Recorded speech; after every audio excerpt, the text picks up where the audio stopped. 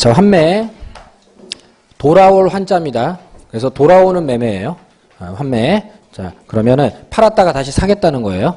자, 그런데 이 환매 계약을 하게 되면은 팔 때부터 다시 사기로 되어 있기 때문에 그럼 이제 매수인 측에서 좀 곤란한 부분이 있어요. 그래서 이걸 좀 규제하는 조문들이 좀 일부 있도록 되어 있고요.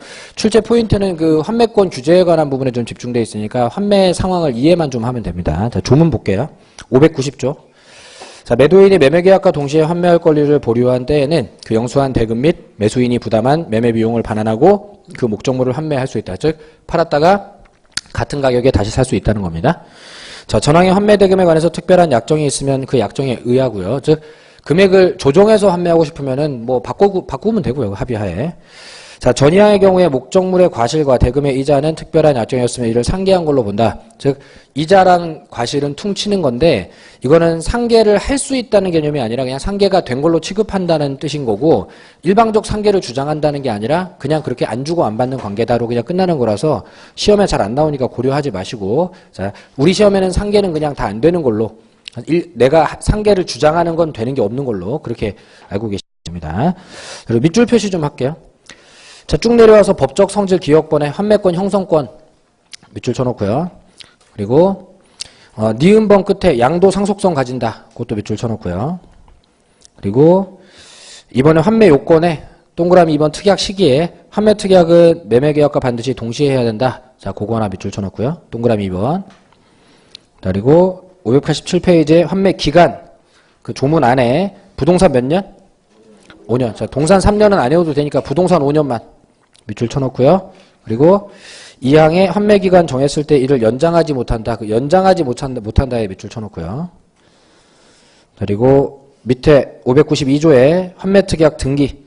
자, 매매 목적물이 부동산일 경우에 매매 등기와 동시에 환매권의 보류를 등기하면 제3자에 대해서도 효력이 생긴다. 그 얘기는 거꾸로 말하면 등기 안 하면 효력이 없다는 소리도 되죠. 그죠? 자, 여기까지. 그리고 괄호 3번부터는 다 X.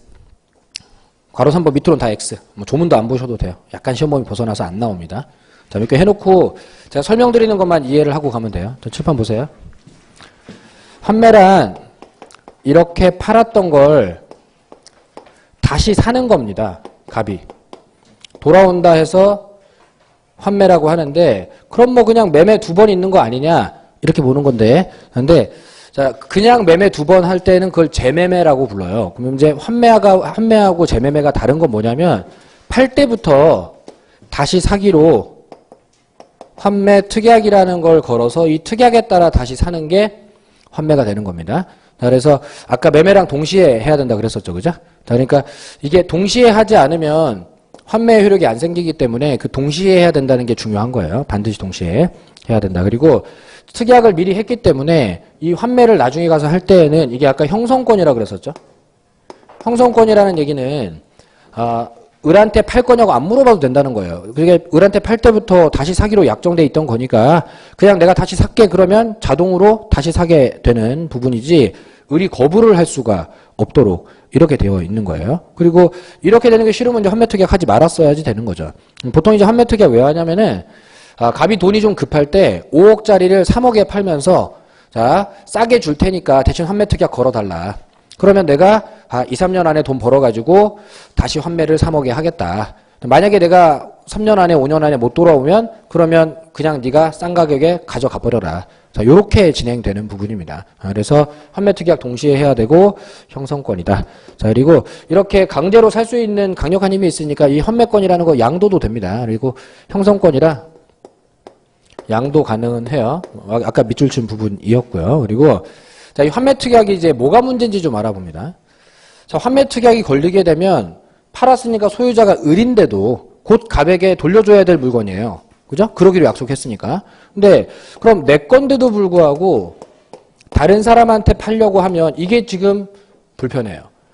혹시 병한테 팔았다가 갑이 환매권 하자고 달려들면 을은 환매특약 위반이 돼서 손해배상 물어줘야 되니까. 그러니까 내 건데도 불구하고 팔지 못하는 제약에 걸리게 됩니다. 환매특약 때문에. 자, 그럼 소유권 행사를 마비시키겠다는 이런 현상이 벌어지니까 너무 과하면 안 된다고 해서 환매특약은 부동산 기준으로 5년이 한도다. 소유권 마비시키는 현상이 벌어지니까 5년 이상 하지 마라. 동사는 3년인데 동사 시험에 안 나오니까 5년만 하면 되고요. 또 한 번 정해진 기간은 연장이 된다 안 된다? 안 된다. 소유권 행사 계속 소유권 행사 마비시키는 거 연장시키면 안 된다는 거예요. 그러니까 최초의 환매 특약 3년으로 약정했다가 5년 범위 내니까 5년까지 연장 이런 거 하지 말라는 거예요. 자꾸만 소유권 행사가 마비가 되니까. 그래서 요런 환매가 가지는 특징 때문에 생겨나는 제약 사유 반드시 동시에 해야 된다. 5년 한도다. 기간 연장하지 못한다. 시험에 제일 많이 나오는 건 연장되냐 안 되냐. 이게 제일 많이 나오는 거예요. 그리고 이런 약속은 지들끼리만 했죠. 병은 환매 특약 한 적 없어요. 그러면 병이 이걸 샀을 때 환매를 통해서 갑에게 뺏길 이유가 없어요. 그죠? 이유가 없기는 한데 근데 자 지들끼리 한 약속도 등기하면 제3자에게 주장할 수가 있다. 이거는 민법의 기본 원리죠. 자 그러니까 요 환매 특약들을 등기를 해 두었다면 병이 살 때부터 5년 안에 갑이 사러 올 물건이구나. 감안해서 사겠죠. 그러니까 등기가 되어 있다면 제3자한테 넘어가 있을 때에도 환매가 가능해지는 거고 등기를 해놓지 않았다면 그러면 등기를 안 해놔도 당사자 간에는 환매가 가능하겠지만 제3자한테 넘어가면 환매가 안 되는 거죠. 그죠? 원래 자기들끼리 한 채권계약은 등기하면 딴 사람한테도 주장할 수 있고 등기 안 하면 주장 못하고 그거 써 있는 거예요. 그래서 사례로 나오면 주로 이거 내는 거고요. 등기했냐 안 했냐 가지고 그리고 지문으로 나오면 주로 연장 내는 거고요. 이런 겁니다. 그리고 보시면 하나, 둘, 셋, 넷, 다섯, 여섯 지문 대여섯 개밖에 안 되는데 한 문제짜리예요. 이게. 그래서 나오면 완전 땡큐입니다. 분량이 굉장히 적어요. 그리고 정답 대부분 여기서 걸리고. 그러니까 포인트가 어딘지만 알고 있으면 굉장히 쉬운 단원이고요. 괜히 헛다리 짚고 시험에도 안 나오는 그 뒤에 조문들 환매 진행 절차들 막 하다 보면 대위 나오고 무슨 이상한 얘기 나오고 그거 한 번도 나온 적 없어요. 그러니까 자 그런 거 보지 마시고 자 여기 잡아 드리는 것만 딱 챙기시면 되는 쉬운 단원입니다. 이렇게 처리하시면 되겠고요.